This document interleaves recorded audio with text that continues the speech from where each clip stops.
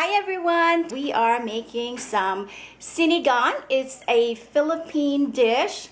It's like a sour soup base. It is requested by some of you guys. So let's go ahead and get started. Okay, we're gonna start with the ingredients. This is the base for my soup. It's three, I can't speak, cucumber, and this is the base of it. This fruit is really sour. Now, if you do not have this fruit, you can just buy this packet. It's by Panama, and it's tamarind soup base mix. Sinigang sa sampalok. So the base of it is obviously the tamarind. Okay? So, but I'm not using this today. I'm gonna make my own soup base, and typically this is what we do in the Philippines. But this particular plant does not grow here, so we have to get it frozen. So I'm gonna use this for today. But if you do not have this, you can use this instead. Okay? So we need that. We need some. These are small taro root. They're like potatoes, except a little slimy, like not too slimy if you overcook them, kind of like okra. That's the kind of, but it's like potato, and it's called taro root. Some peppers. They're not spicy. I think these are banana peppers. They're not spicy. Of course, we need some salt and pepper. We need a pound of shrimp with heads. That just brings out a lot of flavor. For vegetable, we have eggplant. This is the long green beans. This is a Philippine style green beans. And then some bok choy. We call it pechay in the Philippines, but it's known as bok choy here. And we have labanos, which is also called radish. I don't need this much. I just need maybe half of it. It's just they sell them so big at the grocery store, so I didn't have much choice. But so yeah, and that is it. That's all our ingredients, and it's really easy. So all I need to do is clean this up really quick, rinse all my vegetable, cut everything up, and we'll get started. We will start with 2 liters of water. And that's going to be, our liquid to cook all of these, okay? So over here is my pot of water, and 2 liters. I'm going to bring it to a boil while I prepare all my vegetable and the shrimp. I'm cleaning the shrimp. That's what they look like, and they have this long, call a mustache looking. So, and then of course they have this sharp point here. So, and what I usually do is I just cut that up to that sharp point, and then that's what it looks like. So that's all I'm doing to the shrimp, and then rinsing up. My water is starting to boil, so I'm gonna add my 3 cucumber so they'll get softened, and then once they get soft, I'm gonna mash them so I can get all the sour flavor out of them. So with the bok choy, some people just put it as is like this. I just cut them in like 2 inches piece like that. And it's just easier for me. It's just easier for me to roll it. So I don't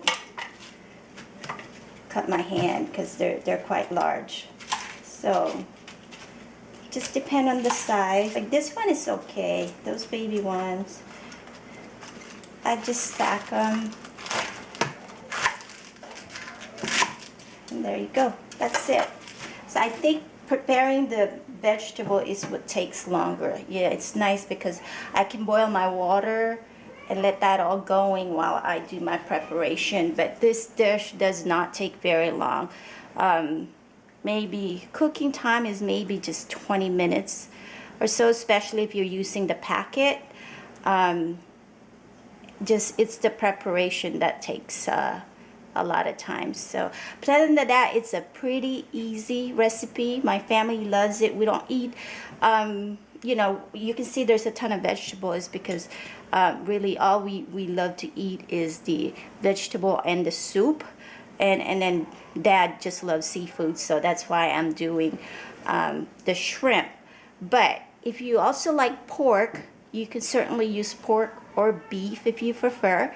And obviously you need to boil your meat a little longer to get that all nice and tender before you start adding your vegetable. But either way, it tastes just as good. I fished my tree cucumber out of my pot now. They're nice and soft. This is what they look like. It's kind of hot, but that's what they look like. They're really sour. We also call this kamyas in my country. So I put my taro root and the radish into my pot and start working on cooking those so they'll get soft. I think that's the longest part to cook is those two. So while that's happening in there, I'm gonna mash my tree cucumber, my kamyas, and then I'll just put it right back in there and then just wait until those are nice and tender. And then I'll just start adding all my vegetable. I'll start with the string beans and then eggplant, and this won't take very long to cook. And then the last thing we want to put in there is the shrimp. So you cook all this until it's nice and tender to your liking. It doesn't take very long. And then once that's done, you put your shrimp in. And again, that won't take very long, maybe 2-3 minutes. And then you would season it with some salt and pepper. Okay guys, you want to keep an eye on it. Sometimes it'll overflow like it did to me. So you want to take the lid every now and then or just crack it a little bit. Okay, but our vegetables in there are nice and ready. They're soft, so I'm going to add this eggplant and the green beans. This is going to take less than 5 minutes and this is good to go. Okay, and then I'll serve it. Okay guys, it's done. This is our sinigang. There's our soup. And this is everything that we added. The shrimp, the bok choy, and the string beans, some radish, and that taro root, the eggplant, and some peppers. And this is how we serve it in my house. And we have a little bowl. They pour the soup on there and they just kind of sip on it as we eat. I went ahead and picked up fish and fried it because when you're having soup in the Philippines, you always got to have something like fried. A fish is typically the partner for it. So yeah, so this is what we're having. And then of course, don't forget your rice. So this is lunch for us today. And then I sliced up some pineapples to finish it off. There you go, you guys. It's shrimp sinigang. Give it a try, and I hope you guys liked it.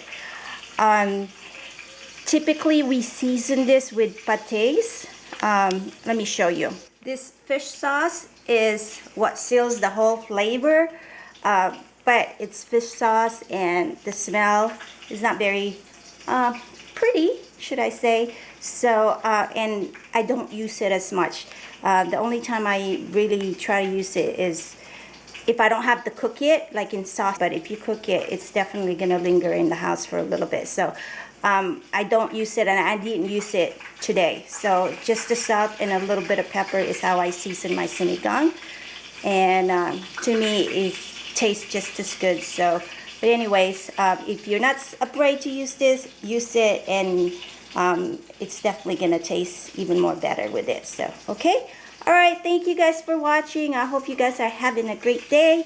And whatever you're eating today, I hope you're enjoying it and that it's a delicious meal just like what we're having here today. So, all right, thank you again. Have a good day. Bye-bye. So we started eating. And Brooklyn's here enjoying her food. How's the sinigang, Brooklyn? It's really good. It tastes like the one you get from the store. Oh, really? Thank you. Hi, Sam. Hi. How was my sinigang? Good. Good?